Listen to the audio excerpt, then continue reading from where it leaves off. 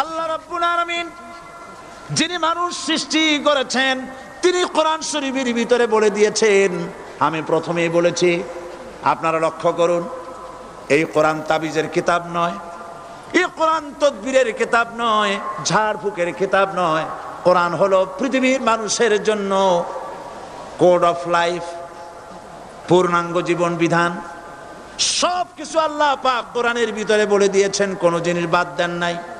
আপনি আমি কেমনে সৃষ্টি হয়েছি আল্লাহ পাক কোরআনের ভিতরে বলেছেন, ইন্না খালাকনাকুম মিন তুরাবিন সুম্মা মিন নুতফাতিন সুম্মা মিন আলাকাতিন সুম্মা মিন মুদগা।